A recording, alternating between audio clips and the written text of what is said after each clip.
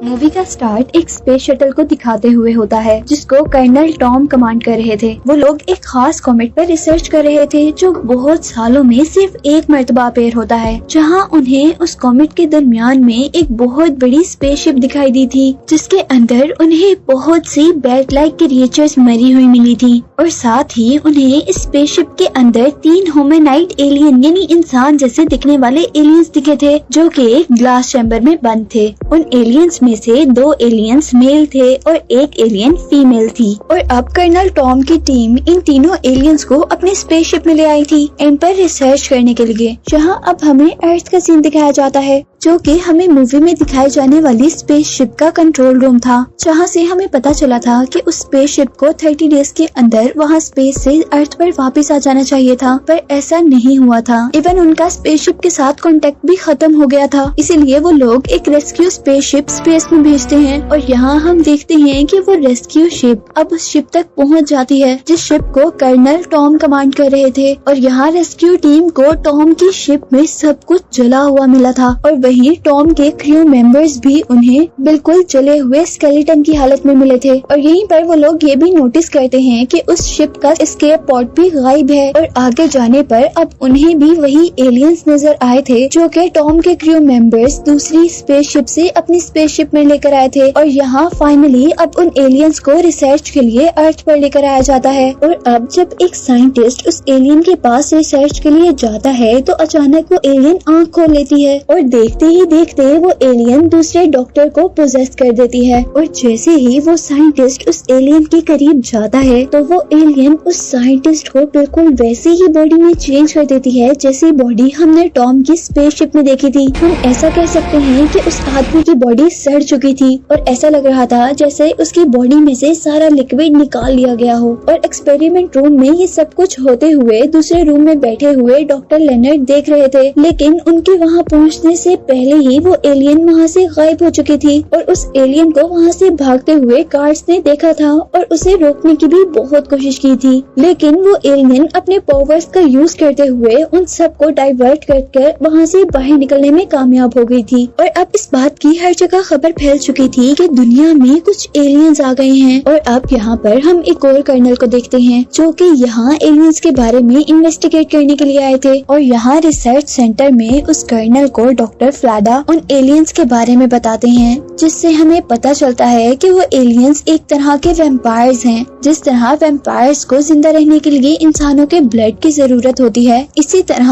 उन एलियंस को जिंदा रहने के लिए दूसरों की लाइफ की जरूरत थी। वो जिंदा रहने के लिए दूसरों की बॉडी से एनर्जी एब्सॉर्ब कर लिया करते थे, जिस तरह अभी हमने उस स्पेस गर्ल को देखा था जिसने डॉक्टर की सारी एनर्जी एब्सॉर्ब कर ली थी। और अब दूसरी तरफ हम उन 2 मेल एलियंस को भी देखते हैं जो कि स्पेसशिप में उस स्पेस गर्ल के साथ आए थे और यहाँ पर उनको भी होश आ गया था और वो भी उस स्पेस गर्ल की तरह सारे गार्ड से लड़ते हुए अपनी पावर्स का यूज करते हुए वहाँ से बाहर निकल गए थे। और अब हम दोबारा उस डॉक्टर को देखते हैं जिस डॉक्टर की बॉडी में से स्पेस गर्ल ने सारी एनर्जी एब्सॉर्ब कर ली थी। और जब वो लोग उस बॉडी का पोस्टमार्टम करने लगते हैं तो सरप्राइजिंगली अचानक वो बॉडी उठकर खड़ी हो जाती है और अपने पास खड़े हुए डॉक्टर को पोजेस कर अपने करीब लेकर आती है और उसके अंदर से सारी की सारी एनर्जी एब्सॉर्ब कर लेती है जैसे स्पेस गर्ल ने इस बॉडी के अंदर से की थी। और इस तरह वो दोबारा से ठीक हो जाता है जबकि दूसरा डॉक्टर स्केलेटन में चेंज हो गया था। और यहाँ पर गार्ड्स आकर डॉक्टर लेनर्ड जो कि अब दोबारा जिंदा हुए थे उन्हें वहाँ से ले जाते हैं। और यहीं पर अब डॉक्टर फ्लाडा को किसी की कॉल आती है जिसमें उन्हें बताया जा रहा था कि एक पार्क में कोई डेड बॉडी मिली है जो कि उसी हालत में है जैसे स्पेस गर्ल लोगों को मारकर उनकी हालत बना रही थी। अब वो लोग दोबारा स्पेस सेंटर जाते हैं जहाँ पर उनसे होम मिनिस्टर वगैरह मिलते हैं क्योंकि इस वक्त कंडीशन बहुत ज्यादा बुरी हो चुकी थी और लोग इन एलियन से डर रहे थे।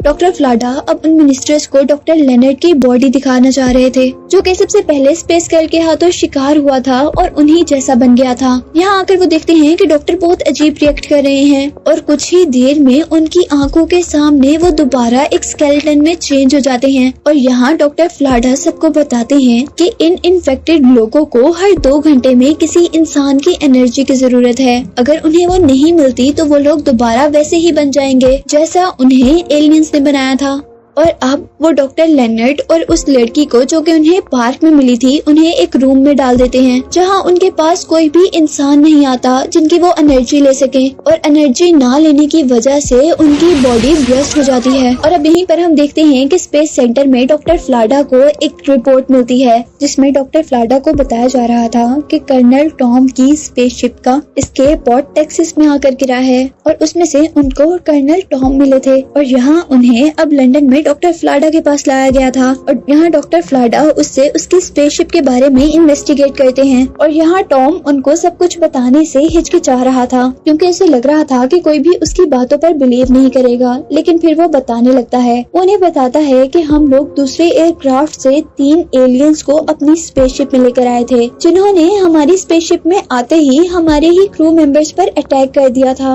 और फिर वो कहता है कि आहिस्ता आहिस्ता सारे क्रू मेंबर्स उनके हमले से मरने लगे थे, और रिसर्च में हमें पता चला था कि वो लोग वैम्पायर्स हैं, और इसलिए वो कहता है कि मैं नहीं चाहता था कि एलियंस दुनिया में आए, इसीलिए मैंने अपने स्पेसशिप को आग लगाते हुए अपने आप को एस्केप पॉड में डालकर वहाँ से बाहर निकाल लिया था, क्योंकि सिर्फ मैं ही वहाँ पर जिंदा रह गया था। इस सब के बाद हम टॉम को आराम करते हुए देखते हैं जहाँ पर उसके ख्वाब में वो एलियन आ रही थी और आहिस्ता आहिस्ता उसके करीब बढ़ते हुए उसकी एनर्जी एब्जॉर्ब कर रही थी, जिस ख्वाब से अचानक उसकी आँख खुल जाती है। और तभी यहाँ उसका शोर सुनकर डॉक्टर फ्लाडा के साथ बाकी लोग भी आ गए थे, और वो उन लोगों से कहता है कि मुझे लगता है कि मेरा उस एलियन के साथ कोई साइकिक लिंक है, यानी कोई मेंटल कनेक्शन है। और उसकी बात पर डॉक्टर फ्लाडा अब उसको हिप्नोटाइज करते हैं, जिससे उन्हें पता चला था कि टॉम का कोई ना कोई मेंटल कनेक्शन तो उस स्पेस गर्ल के साथ है जिसे हम एलियन कह रहे हैं। और अब टॉम के माइंड के जरिए ही डॉक्टर फ्लाडा वगैरह को पता चलता है कि उस स्पेस गर्ल ने एक लड़की की बॉडी ली हुई है, और वो अब इंसानों को पूरी तरह नहीं मार रही, यानी उनकी सारी एनर्जी एब्जॉर्ब नहीं कर रही, बल्कि थोड़ी सी अमाउंट में एनर्जी एब्जॉर्ब कर उन्हें छोड़ देती है। और उसने दूसरी लड़की की बॉडी इसलिए ली हुई थी कि कोई भी उसे ना ढूंढ पाए। यहाँ जिस लड़की के अंदर वो स्पेस गर्ल थी उस लड़की का नाम एलन था, और उस स्पेस गर्ल की वजह से ही टॉम का एलन के माइंड के साथ एक कनेक्शन बन गया था, जिससे उसे पता चला था कि एलन ने अब एक ओल्ड मैन से लिफ्ट ली है। अब वो लोग टॉम के माइंड से ही उस ओल्ड मैन की गाड़ी का नंबर ट्रेस करते हैं, और इन्वेस्टिगेट करने पर उन्हें पता चला था कि उस ओल्ड मैन ने उस स्पेस गर्ल को एक मेंटल असाइलम में छोड़ा है। और अब यहाँ से सीन कट होता है और हमें स्पेस का सीन दिखाया जाता है, जहाँ पर वही बहुत बड़ी सी स्पेसशिप जो मूवी के स्टार्ट में कॉमेट के दरमियान में दिखाई गई थी, अब वो अर्थ की तरफ बढ़ रही थी। और हमें पता चलता है कि ये उन्हीं वैम्पायर की स्पेसशिप है जिनके 3 लोगों ने अर्थ पर तबाही फैलाई हुई है। दूसरी तरफ हम डॉक्टर फ्लाडा की टीम को देखते हैं जो कि उस मेंटल असाइलम में पहुंच चुके थे। वहां के डायरेक्टर से मिलने के बाद उन लोगों को पता चलता है कि एलन, जिसको उस स्पेस गर्ल ने पोसेस किया हुआ है, वो यहाँ पर एज ए नर्स काम करती है। और यहाँ पर डॉक्टर फ्लाडा की टीम उस लड़की से उस ओल्ड मैन के बारे में पूछ रहे थे, जिस पर वो लड़की कहती है कि मैं तो इस नाम के किसी आदमी को नहीं जानती। यहाँ हमें दिखाया जा रहा था कि इस वक्त फ्लाडा की टीम के साथ टॉम भी था, जिसे पता चल रहा था कि एलन के अंदर अभी भी स्पेस गर्ल है, और वो स्पेस गर्ल, वो वैम्पायर एलन के अंदर ऐसा ड्रामा कर रही है कि वो एलन की बॉडी के अंदर नहीं है, और इसीलिए टॉम अब एलन की बॉडी को पकड़कर झंझोड़ता है, जिसके रिजल्ट में वो स्पेस गर्ल उसकी बॉडी को छोड़ देती है। यहाँ टॉम को भी अब पता चल गया था कि वो स्पेस गर्ल, वो वैम्पायर इसकी बॉडी से निकलकर किसी और की बॉडी में गई होगी। और यहाँ अचानक वो इस असाइलम में रहने वाले पेशेंट का नाम ले देता है, जिसका नाम उसे यही स्टाफ से पता चला था। और उसके पास जाने पर अब टॉम एक इंजेक्शन मंगवाता है उसको लगाने के लिए, लेकिन इससे पहले कि वो लोग उसको इंजेक्शन लगा पाते, टॉम और उसका साथी इस असाइलम के डायरेक्टर को ही पकड़कर वो इंजेक्शन लगा देते हैं, क्योंकि असल में वो स्पेस गर्ल पेशेंट की बॉडी में नहीं बल्कि डायरेक्टर की बॉडी में गई थी, और उन्होंने उसको डाइवर्ट करने के लिए ये एक ड्रामा किया था। यहाँ अब टॉम वहाँ के डॉक्टर से 3 और इंजेक्शंस मंगवाता है जो कि मेंटल लोगों को कंट्रोल करने के लिए थे, लेकिन इस टाइम वो वैम्पायर को बॉडी के अंदर कैच करने के लिए यूज कर रहे थे। यहीं पर हम देखते हैं कि अब टॉम ने ही वैम्पायर को प्रोसेस कर लिया था, और वो वैम्पायर, वो स्पेस गर्ल ही डायरेक्टर की बॉडी के जरिए टॉम से बातें करना शुरू हो गई थी। और यहाँ वो बातें करते हुए टॉम पर रिवील करती है कि असल में वो कोई वैम्पायर या लड़की नहीं थी, बल्कि असल में वो वैसी ही बैड थी जैसी मूवी के स्टार्ट में उस स्पेसशिप में उन्होंने देखी थी। लेकिन टॉम के उस स्पेसशिप में आने पर उसने टॉम के माइंड को पढ़ लिया था और अपने आप को उसने उस लड़की में ट्रांसफॉर्म कर लिया था जो कि टॉम की इमेजिनेशन में थी, जिससे हमें पता चला था कि ये स्पेस गर्ल इस वक्त जिस चेहरे में नजर आ रही है वो असल में उसका अपना चेहरा नहीं है, बल्कि वो टॉम की इमेजिनेशन है जिसका उसने रूप लिया हुआ है। यही उनकी बातों के दौरान मौका देखते ही वो स्पेस गर्ल टॉम की बॉडी की भी एनर्जी एब्सॉर्ब करने लगी थी। लेकिन तभी टॉम का साथी आकर उस डायरेक्टर को इंजेक्शन लगा देता है जिसके अंदर स्पेस गर्ल की सोल थी। यहाँ उस स्पेस गर्ल वैम्पायर की एनर्जी तो डाउन हो गई थी, लेकिन उन्हें एक रिपोर्ट मिली थी जिसके अकॉर्डिंग उन्हें पता चला था कि ये सब कुछ जो हो रहा था, यानी वो लोग शहर से दूर यहाँ तक जो आए हुए थे, ये सब कुछ स्पेस गर्ल की एक चाल थी ताकि वो सारी टीम को लंदन से बाहर ले आए और उसके दूसरे मेल साथी लंदन पर अटैक कर सकें। और ये सब कुछ जानने के बाद वो लोग उस आदमी की बॉडी लेकर जिसके अंदर वैम्पायर थी हेलीकॉप्टर्स के जरिए लंदन की तरफ बढ़ते हैं। और यहाँ प्लेन में उन्हें डॉक्टर फ्लाडा की कॉल आती है कि उन्होंने एक बहुत ही पुरानी पावरफुल शॉट के जरिए उन 2 मेल वैम्पायर में से एक को तो मार दिया है, जिनको उनके साथ बैठे हुए डायरेक्टर की बॉडी में वैम्पायर ने भी सुन लिया था। और वो अब डॉक्टर की बॉडी से ब्लड की तरह निकलते हुए वहाँ से गायब हो जाती है, जिसका टॉम को भी पता नहीं चलता। और अब टॉम अपनी गलती मान लेता है और वो बताता है कि मेरे से ये गलती हुई थी कि मैंने उस फीमेल वैम्पायर को खोल दिया था उस कंटेनर में से जिसमें वो बंद थी।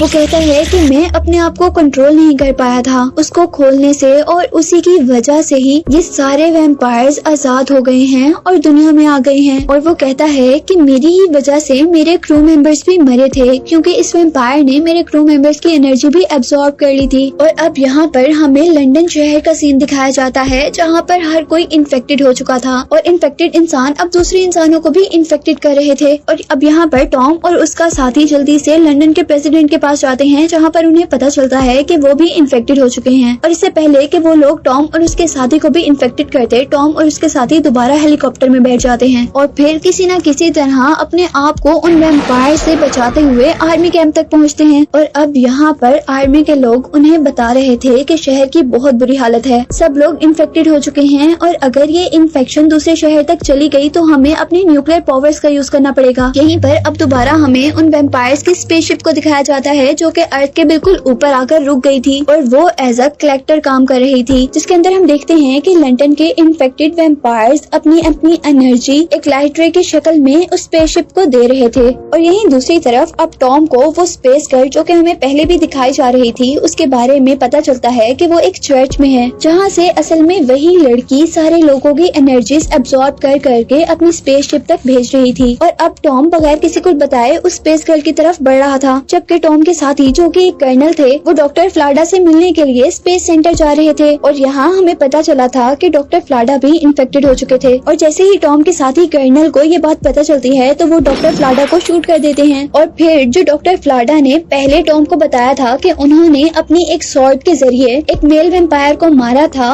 उस सॉर्ड को लेकर वो जल्दी से चर्च में आ जाते हैं जहाँ पर टॉम था। और उस चर्च में आने पर वो जल्दी से मेल वैम्पायर को मार देते हैं और इस तरह दोनों मेल वैम्पायर तो खत्म हो गए थे, लेकिन अब वो स्पेस गर्ल यानी फीमेल वैम्पायर जिंदा थी और यहाँ वो टॉम को भी वैम्पायर में चेंज करने वाली थी। लेकिन तभी जल्दी से टॉम के साथी कर्नल टॉम की तरफ वो सॉर्ड फेंकते हैं, जिसकी हेल्प से टॉम उस स्पेस गर्ल को भी मार देता है और उसके मरते ही उनका स्पेसशिप के साथ सारा कनेक्शन खत्म हो जाता है। और क्योंकि अब वैम्पायर्स की स्पेसशिप में कोई भी एनर्जी नहीं जा रही, इसीलिए वो स्पेसशिप भी अर्थ से दोबारा कॉमेट की तरफ बढ़ने लग जाता है। और अब क्योंकि उस स्पेसशिप से सारा कनेक्शन खत्म हो गया था तो यहाँ पर सारे वैम्पायर्स जो कि इन्फेक्टेड हुए थे और पहले इंसान थे वो भी मर गए थे। और इस सब को दिखाते हुए ये मूवी एंड हो जाती